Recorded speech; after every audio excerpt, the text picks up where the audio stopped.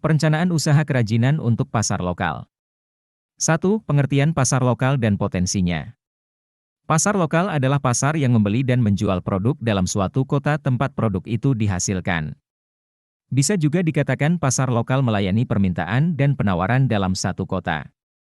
Pasar dapat dibagi berdasarkan kesamaan perilaku pembeli. Pembagian pasar tersebut dikenal dengan segmentasi pasar. Potensi pasar dapat diketahui melalui dua pendekatan, yaitu pendekatan permintaan dan pendekatan penawaran. Pendekatan permintaan adalah dengan mencari tahu kebutuhan dari pasar sasaran, sedangkan 2. Hal-hal yang harus diperhatikan dalam perencanaan usaha. Perencanaan usaha merupakan tindakan atau langkah-langkah yang akan dilakukan ketika akan memulai sebuah usaha. Berikut hal-hal yang harus diperhatikan dalam perencanaan usaha. A. Ide usaha. B. Peluang usaha. Untuk dapat disebut bagus, suatu peluang usaha atau bisnis harus memenuhi atau mampu memenuhi beberapa kriteria sebagai berikut. 1. Permintaan yang nyata.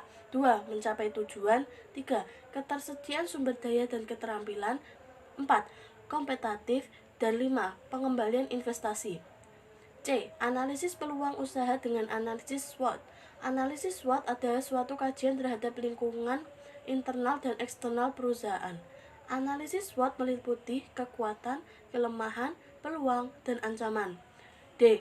Sumber daya usaha. Sumber daya usaha yang dimiliki oleh perusahaan dapat dikategorikan dalam 6 tipe sumber daya, yaitu man, money, material, mesin, metode, dan market.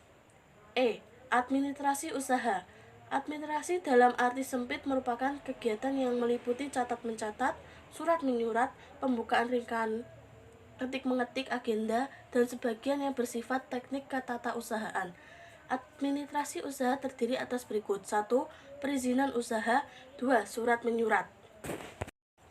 3. Pencatatan transaksi barang dan jasa. A. Bukti transaksi intern adalah bukti transaksi yang dibuat oleh dan untuk intern perusahaan. 1. Bukti kas masuk. 2. Bukti kas keluar. B. Bukti transaksi ekstern adalah bukti transaksi yang berhubungan dengan pihak luar. 1. Faktur. 2. Kwitansi. 3. Nota. 4. Nota debit. 5. Nota kredit. Dan 6. Cek. 4. Pencatatan transaksi keuangan. Berikut adalah macam-macam laporan pengelolaan transaksi keuangan yang sesuai dengan standar akuntansi keuangan tahun 2007. A. Laporan laba rugi disebut juga dengan income statement atau profit and loss statements. B. Laporan perusahaan modal menggambarkan informasi jumlah modal yang dimiliki sebuah bisnis selama beberapa tahun tertentu. C. Laporan neraca. D. Laporan arus kas atau cash flow. 5. Pajak. Pajak merupakan salah satu sarana pemerataan pendapatan warga negara dan sumber dana pembangunan negeri bagi pemerintah. Dalam jangka panjang, masyarakat umum dapat menikmati efeknya dari pembangunan tersebut. Tarif pajak 0,5% ini hanya berlaku untuk A. Pelaku UMKM yang memiliki perbedaan bruto atau omzet tidak melebihi 4,8 miliar rupiah dalam 1 tahun pajak. Di antaranya adalah usaha dagang, industri jasa seperti toko, pakaian, bengkel, penjahit elektronik, warung makan, salon, dan sebagainya. B. UMKM official maupun online.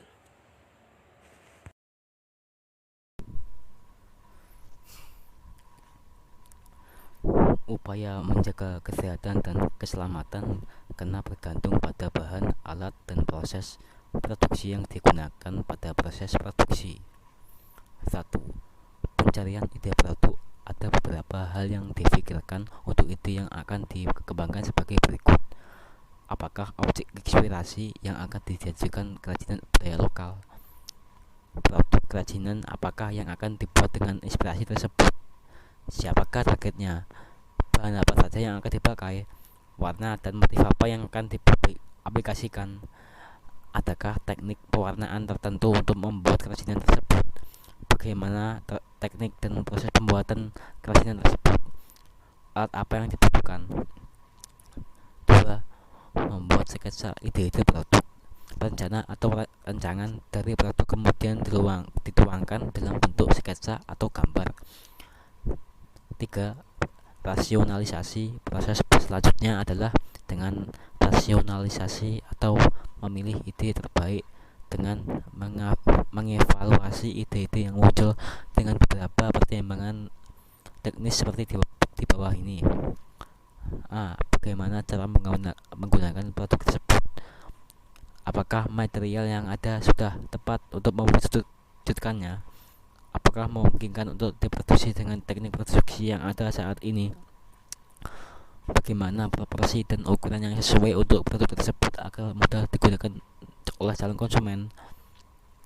Keempat, prototyping atau membuat prototype adalah pembuatan studi awal-awal atau contoh untuk melakukan uji coba terhadap konsep yang sudah diperkenalkan. 5. Perencanaan produksi tahap selanjutnya adalah membuat perencanaan untuk proses produksi atau proses pembuatan kerajinan. Produksi kerajinan dengan inspirasi objek benda lokal. Tahapan produksi secara umum terjadi atas pembahanan, pembentukan, perakitan, dan finishing. 4 tahap pembahanan adalah mempersiapkan bahan atau material agar siap dibentuk. Upaya menjaga kesehatan dan keselamatan karena bergantung pada bahan, alat, dan proses produksi yang digunakan pada proses produksi. Kemasan kerajinan dengan inspirasi objek budaya lokal. Pengemasan produk kerajinan dapat diartikan sebagai wadah atau pembungkus yang berguna mencegah atau mengurangi terjadinya kerusakan pada bahan yang dikemas atau dibungkusnya. Berikut beberapa jenis kemasan yang digunakan untuk mengemas kerajinan. 1. Kemasan primer adalah kemasan yang melekat pada produk, misalnya kaleng, susu, botol minuman, dan sebagainya. Kemasan sekunder yaitu kemasan yang berisi beberapa produk. Kemasan primer misalnya kotak karton untuk wadah kaleng susu, kotak kayu untuk wadah buah-buahan yang dibungkus, dan sebagainya. Kemasan tersier yaitu kemasan untuk distribusi produksi ke konsumen. Adapun fungsi kemasan produk kerajinan sebagai berikut. 1. Melindungi produk dari benturan, debu, kotoran, dan cuaca. Memberikan kemudahan membawa, menambah daya tarik, dan sebagai identitas atau brand dari suatu produk.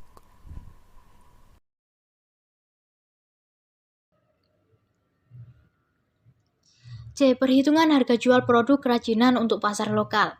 Harga pokok produksi atau HPP atau yang disebut juga Cost of Goods Sold atau COGS adalah perhitungan yang mengacu pada seluruh biaya langsung yang dikeluarkan untuk memperoleh barang atau jasa yang Anda jual. 1. Full costing. Metode penentuan HPP yang membebankan seluruh biaya produksi kepada produk yang menjumlahkan total dari biaya bahan baku, biaya tenaga kerja, biaya overhead pabrik variabel, dan biaya overhead pabrik tetap. 2. Variable costing. Memisahkan perhitungan biaya produksi yang berlaku sebagai variabel dengan biaya tetap. HPP atau harga pokok produksi dihitung dari jumlah biaya yang diawali dengan penetapan HPP per unit dari setiap produk yang dibuat. HPP per unit adalah HPP dibagi dengan jumlah produk yang dihasilkan, sedangkan harga jual adalah HPP ditambah dengan laba yang diinginkan. Ada 3 metode penetapan harga. Pertama, penetapan biaya, yaitu total biaya produksi yang dijual dan menambah sejumlah persentase tertentu sebagai laba. Kedua, pendekatan pasar, yaitu menghitung variabel pasar dan harga seperti situasi dan kondisi politik, persaingan, sosial budaya, dan lain-lain. Ketiga, peningkatan permintaan dan penawaran, yaitu mencari harga yang mampu dibayar oleh konsumen dan juga dapat diterima oleh produsen sehingga terbentuk jumlah yang diminta dan seimbang. Harga jual produk adalah sejumlah harga yang dibebankan kepada konsumen yang dihitung dari biaya produksi dan biaya lain di luar produksi, seperti biaya distribusi dan promosi. Kita dapat memperoleh biaya total dengan menjumlahkan semua biaya total bahan baku, total biaya overhead, dan total biaya tenaga kerja. D. Promosi produk kerajinan untuk pasar lokal. Promosi menjadi salah satu bagian dari rangkaian kegiatan pemasaran suatu produk atau jasa. Promosi adalah suatu kegiatan dalam bidang pemasaran yang merupakan komunikasi yang dilaksanakan oleh perusahaan kepada konsumen atau pembeli yang memuat pemberitaan, membujuk, mengajak, dan mempengaruhi segala sesuatu berkaitan dengan barang yang diproduksi untuk konsumen. Secara umum, tujuan promosi sebagai berikut. 1. Menaikkan penjualan serta laba atau keuntungan. 2. Mendapatkan konsumen baru dan untuk menjaga loyalitas konsumen tersebut. 3. Menyebarluaskan informasi sesuatu produk kepada calon konsumen yang potensial. 4. Membedakan dan mengunggulkan produknya. Agar promosi dapat efektif, perlu adanya kombinasi yang optimal dari berbagai jenis kegiatan atau pemilihan jenis kegiatan promosi yang paling efektif dalam meningkatkan penjualan. Berikut beberapa jenis kegiatan promosi. 1. Pemasaran langsung, direct marketing. Sifat pemasarannya langsung sebagai berikut, yaitu A. Non-publik, pesan biasanya ditujukan kepada orang tertentu. B. Disesuaikan, pesan dapat disiapkan, dirancang dengan baik. C. Terbaru, pesan dapat disiapkan dengan sangat cepat. D. Interaktif. 2. Promosi penjualan atau sales promotion, yaitu suatu bentuk promosi yang ditunjukkan untuk merangsang pembelian oleh konsumen dan efektivitas penyalur melalui pameran pertunjukan. Jenis-jenis promosi penjualan sebagai berikut. A. Promosi konsumen. B. Promosi dagang. C. Promosi bisnis.